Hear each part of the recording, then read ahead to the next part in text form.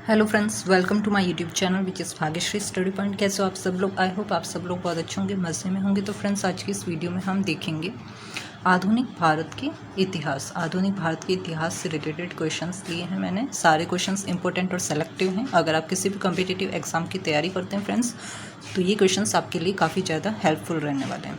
तो वीडियो को एंड तक जरूर देखना। और जिस किसी ने अभी चैनल को सब्सक्राइब नहीं किया है तो पहले चैनल को सब्सक्राइब करके बेल आइकन को ऑल पर प्रेस जरूर करें, जिससे आपको आगे आने वाली वीडियो के लिए नोटिफिकेशन सबसे पहले मिल सके। तो चलिए फ्रेंड्स, वीडियो को स्टार्ट करते हैं।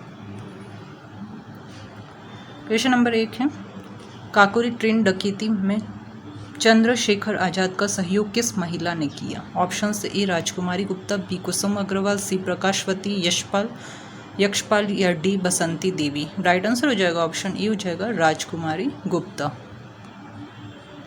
तो राइट आंसर हो जाएगा राजकुमारी गुप्ता। तो राजकुमारी गुप्ता ने काकोरी ट्रेन डकैती में चंद्रशेखर आजाद का सहयोग राजकुमारी गुप्ता ने किया। इंपॉर्टेंट पॉइंट्स में देख लेते हैं। तो काकोरी ट्रेन डकैती 9 अगस्त 1925 को लखनऊ के निकट काकोरी नामक स्थान पर हुई थी। इसकी रूपरेखा हिंदुस्तान रिपब्लिकन एसोसिएशन के द्वारा तैयार की गई थी और राम प्रसाद बिस्मिल और अशफाक उल्ला खान ने इसमें महत्वपूर्ण योगदान दिया। इस पूरी लूट को चंद्रशेखर आजाद, राम प्रसाद बिस्मिल, अशफाक उल्ला खान, सचिंद्र बख्शी, केशव चक्रवर्ती, मनमथनाथ गुप्ता, मुरारीलाल गुप्ता, मुकुंदी लाल और बनवारी लाल ने जो है वो पूरा किया है। तो ये इसके इम्पोर्टेंट पॉइंट्स से हर क्वेश्चंस को डिटेल में समझाया गया है। तो ये सारे इन्फॉर्मेशन आप एडिशनल इन्फॉर्मेशन भी याद रखना। नेक्स्ट क्वेश्चन नंबर 2 है, 27 मार्च 1668 में ईस्ट इंडिया कंपनी ने बॉम्बे को किससे लीज पर लिया? ऑप्शन से ब्रिटिश साम्राज्य, बी स्पेन, सी पुर्तगाल या डी फ्रांस। तो राइट आंसर हो जाएगा ऑप्शन ए ब्रिटिश साम्राज्य से। तो 27 मार्च 1668 में ईस्ट इंडिया कंपनी ने बॉम्बे को ब्रिटिश साम्राज्य लीज पर लिया। इंपॉर्टेंट पॉइंट्स में है, 21 मार्च 1668 को चार्ल्स द्वितीय ने 10 पॉइंट के वार्षिक शुल्क पर बॉम्बे को ब्रिटिश ईस्ट इंडिया कंपनी को स्थानांतरित कर दिया था। नेक्स्ट क्वेश्चन नंबर 3 है, निम्नलिखित कथनों पर विचार करना है। कथन 1 और 2 दिए हुए। तो भारत रत्न से सम्मानित व्यक्तियों को सुप्रीम कोर्ट के न्यायाधीशों से ऊपर वरीयता दी जाती है। पॉइंट नंबर 2 है, मरणोपरांत भारत रत्न प्राप्त करने वाले पहले व्यक्ति लाल बहादुर शास्त्री थे। तो इनमें से बताना है कौन सा कथन सही है। तो राइट आंसर हो जाएगा दोनों ही कथन सही है। ठीक है, मरणोपरांत भारत रत्न प्राप्त करने वाले पहले व्यक्ति लाल बहादुर शास्त्री थे और भारत रत्न को जो है वो सुप्रीम कोर्ट के न्यायाधीशों से ऊपर वरीयता दी जाती है। तो इंपॉर्टेंट पॉइंट्स में है, भारत रत्न से सम्मानित व्यक्तियों को सुप्रीम कोर्ट के न्यायाधीशों के ऊपर वरीयता दी जाती है और मरणोपरांत भारत रत्न प्राप्त करने वाले पहले व्यक्ति कौन थे? लाल बहादुर शास्त्री। दोनों पॉइंट्स सही है।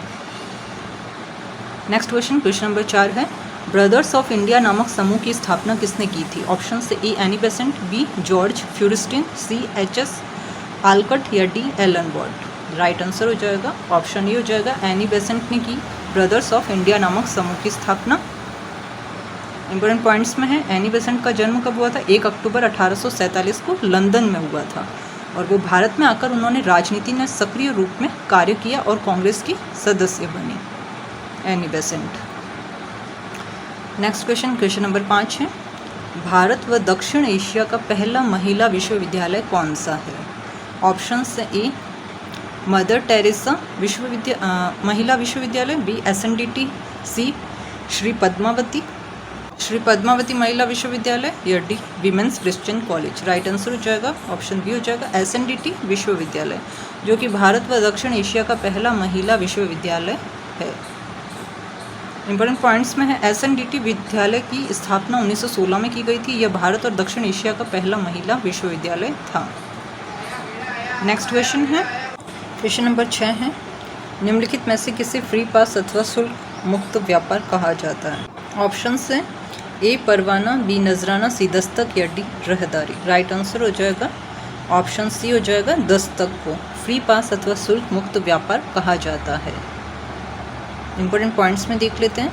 तो दस्तक जो है वो मुगल शासक द्वारा अंग्रेजों को प्रदान किया जाने वाला आज्ञा पत्र था, जिसके अनुसार ब्रिटिश ईस्ट इंडिया कंपनी को भारत में व्यापार करने की अनुमति दी गई थी। नेक्स्ट क्वेश्चन नंबर 7 है, ईस्ट इंडिया कंपनी के लिए जमींदारों द्वारा भूमि से प्राप्त राजस्व को क्या कहा जाता था? ऑप्शन ए भूमि सुधार, बी जागीरदारी, सी स्थायी बंदोबस्त या D ryotwari. Right answer option C हो जाएगा स्थायी बंदोबस्त। इंपॉर्टेंट पॉइंट्स में स्थायी बंदोबस्त की व्यवस्था ईस्ट इंडिया कंपनी ने सबसे पहले बंगाल में शुरू की थी और यह 1793 में लॉर्ड कॉर्नवालिस के कार्यकाल में शुरू हुई थी और बाद में यह कॉर्नवालिस कोड का महत्वपूर्ण हिस्सा बना। नेक्स्ट क्वेश्चन नंबर 8 है, निम्नलिखित में से कौन सा कथन जो है वो गलत है? ऑप्शन ए फिनिक्स आश्रम की स्थापना महात्मा गांधी ने की थी, बी है लाइफ डिवाइन औरोबिंदो घोष की कृति है, सी है 1765 में अंग्रेजों में बंगाल, बिहार और ओडिशा के दीवानी अधिकार हासिल किए, डी है उपरोक्त सभी सही है। तो इसका राइट आंसर हो जाएगा ऑप्शन डी, उपरोक्त तीनों ही कथन क्या है? सही है। तो फिनिक्स आश्रम की स्थापना महात्मा गांधी ने दक्षिण अफ्रीका में 1904 में की थी। नेक्स्ट क्वेश्चन नंबर 9 है, 1992 में शीत युद्ध की समाप्ति के बाद भारत ने कौन सी नीति जो है वो आरंभ की? ऑप्शन से ए आर्थिक उदारवाद, बी लुक ईस्ट नीति, सी राष्ट्रीय जनसंख्या नीति, डी राष्ट्रीय शिक्षा नीति। राइट आंसर हो जाएगा ऑप्शन बी हो जाएगा लुक ईस्ट नीति। इंपॉर्टेंट पॉइंट्स में है, इस नीति का अनुपालन सबसे पहले नरसिम्हा राव सरकार ने 1992 में किया। इस नीति के तहत भारत ने दक्षिण पूर्व एशिया के देशों की ओर अपना ध्यान केंद्रित किया। वर्तमान सरकार ने इस नीति में सुधार करके इसे ईस्ट एक्ट पॉलिसी जो है वो बनाया है। नेक्स्ट क्वेश्चन नंबर 10 है, निम्नलिखित में से कौन सा स्थान नमक सत्याग्रह से संबंधित है? ऑप्शन से ए पालमपुर, बी धरसाना, सी महसाणा या डी उपरोक्त में से कोई नहीं। राइट आंसर हो जाएगा ऑप्शन बी हो जाएगा धरसाना। जो धरसाना स्थान जो है वो नमक सत्याग्रह से संबंधित है। इंपॉर्टेंट पॉइंट्स में है, मई 1930 में दांडी यात्रा के बाद गांधी जी ने धरसाना सॉल्ट वर्कर्स में ब्रिटिश सरकार के नमक कानून का विरोध किया था। नेक्स्ट क्वेश्चन नंबर 11 है, आज तक भारत के कितने प्रधानमंत्रियों को भारत रत्न से सम्मानित किया जा चुका है? ऑप्शन से ए 3, बी 4, सी 5 या डी 7। राइट आंसर हो जाएगा ऑप्शन डी हो जाएगा 7। तो भारत के 7 प्रधानमंत्रियों को भारत रत्न से सम्मानित किया जा चुका है। तो इंपॉर्टेंट पॉइंट्स में अब तक 7 भारतीय प्रधानमंत्री भारत रत्न से सम्मानित किए जा चुके हैं। जवाहरलाल नेहरू, इंदिरा गांधी, राजीव गांधी, मोरारजी देसाई, लाल बहादुर शास्त्री, गुलजारी लाल नंदा और अटल बिहारी वाजपेयी भारत रत्न से सम्मानित किए जा चुके हैं। नेक्स्ट क्वेश्चन नंबर 12 है, भारत में महात्मा गांधी ने पहला सत्याग्रह किस स्थान से शुरू किया? ऑप्शन से ए खेड़ा, बी बारदोली, सी चंपारण या डी साबरमती। राइट आंसर हो जाएगा ऑप्शन सी चंपारण।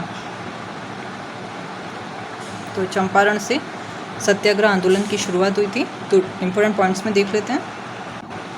चंपारण सत्याग्रह की शुरुआत 19 अप्रैल 1917 को हुई थी और यह भारत में गांधी जी का जो है वो पहला सत्याग्रह था। और इस सत्याग्रह के द्वारा गांधी जी ने नील की खेती करने वाले काश्तकारों के लिए आंदोलन किया था। नेक्स्ट है क्वेश्चन नंबर 13 है, नाना साहेब ने 1857 के विद्रोह का नेतृत्व किस स्थान से किया? ऑप्शन से ए ग्वालियर, बी मेरठ, सी कानपुर या डी लखनऊ। तो राइट आंसर हो जाएगा ऑप्शन सी हो जाएगा कानपुर से। इंपॉर्टेंट पॉइंट्स में है, नाना साहेब का जन्म 1824 को बिठूर में हुआ था। वे मराठा पेशवा बाजी राव द्वितीय के दत्तक पुत्र थे। दत्तक होता है गोद लिए हुए पुत्र। नेक्स्ट क्वेश्चन नंबर 14 है, निम्नलिखित में से किस अधिनियम के द्वारा भारत में मिशनरियों पर से प्रतिबंध को हटाया गया? ऑप्शन से ए चार्टर अधिनियम 1793, बी चार्टर अधिनियम 1813, सी चार्टर अधिनियम 1853 या डी चार्टर अधिनियम 1773। तो राइट आंसर हो जाएगा ऑप्शन बी हो जाएगा चार्टर अधिनियम 1813। इन नोट्स में देख लेते हैं। तो चार्टर अधिनियम 1813 21 जुलाई 1813 को पारित किया गया था और इस अधिनियम के द्वारा ईसाई मिशनरियों को भारत में ईसाई धर्म का प्रचार करने की स्वतंत्रता दी गई थी। नेक्स्ट क्वेश्चन नंबर 15 है, दक्षिण अफ्रीका से लौटने के बाद गांधी जी का भारत में पहला सफल सत्याग्रह कौन सा था? ऑप्शन से चोरी चोरा, बी दांडे, सी चंपारण या डी बारदोली। तो राइट आंसर हो जाएगा ऑप्शन सी हो जाएगा चंपारण। तो इंपॉर्टेंट पॉइंट्स में है, महात्मा गांधी द्वारा चंपारण सत्याग्रह 19 अप्रैल 1917 में शुरू किया गया था। इस सत्याग्रह का उद्देश्य नील की खेती करने वाले किसानों को न्याय दिलाना था। क्वेश्चन नंबर 16 है, भारत में पोर्टफोलियो प्रणाली किसने प्रारंभ की थी? ऑप्शन से A lord Dalhousie, B lord Canning, C lord Elgin या डी सर जॉन लॉरेंस। तो राइट आंसर हो जाएगा ऑप्शन बी हो जाएगा लॉर्ड कैनिंग। तो भारत में पोर्टफोलियो प्रणाली किसने आरंभ की थी? लॉर्ड कैनिंग ने। इंपॉर्टेंट पॉइंट्स में है भारतीय परिषद अधिनियम में 1861 के द्वारा वायसराय की कार्यकारी परिषद में पोर्टफोलियो व्यवस्था की शुरुआत है और उस समय लॉर्ड कैनिंग जो है वो भारत के गवर्नर जनरल थे। नेक्स्ट क्वेश्चन नंबर 17 है वॉरेन हेस्टिंग्स सुधार के तहत आपराधिक मामलों के लिए अपीलीय न्यायालय कौन सा था? ऑप्शन से सर्किट कोर्ट, बी प्रांतीय न्यायालय, सी सदर दीवानी अदालत या डी सदर निजामत अदालत। राइट आंसर ऑप्शन सी हो जाएगा सदर दीवानी अदालत। इंपॉर्टेंट पॉइंट्स में है वॉरेन हेस्टिंग्स ने प्रत्येक जिले में 2 न्यायालय स्थापित किए, नागरिक मामलों में के लिए दीवानी अदालत तथा आपराधिक मामलों के लिए फौजदारी अदालत। इनके अतिरिक्त कलकत्ता में 2 विशिष्ट न्यायालय भी स्थापित किए गए, नागरिक मामलों की अपील के लिए सदर दीवानी अदालत जबकि आपराधिक मामलों की अपील के लिए सदर निजामत अदालत।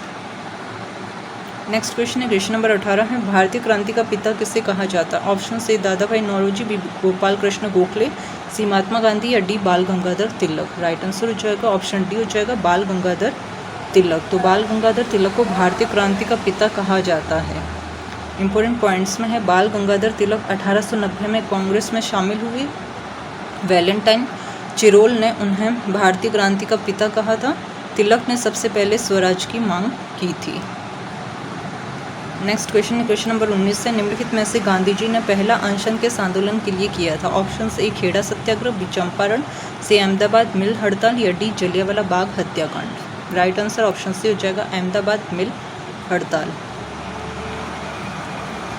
नोट्स में है मार्च 1918 में गांधी जी के नेतृत्व में अहमदाबाद मिल में हड़ताल की गई थी।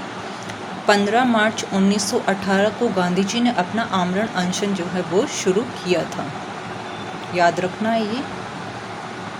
लास्ट क्वेश्चन है क्वेश्चन नंबर 20 है भारत में ब्रिटिश ईस्ट इंडिया कंपनी की पहली प्रेसिडेंसी जो है वो कौन सी थी? ऑप्शन से ए मद्रास, बी मछलीपट्टनम, सी सूरत या डी चेन्नई। तो राइट आंसर हो जाएगा ऑप्शन सी हो जाएगा सूरत थी। तो ब्रिटिश ईस्ट इंडिया कंपनी की पहली प्रेसिडेंसी कौन सी थी? सूरत। ठीक है, भारत में पूछा जाए तो इंपॉर्टेंट पॉइंट्स में देख लेते हैं। तो ब्रिटिश ईस्ट इंडिया कंपनी ने सूरत प्रेसिडेंसी की जो है वो स्थापना की। इसके अतिरिक्त पूर्व में जावा में बंतम प्रेसिडेंसी थी जहां पर कप्तान लंकास्टर में फैक्ट्री स्थापित की थी।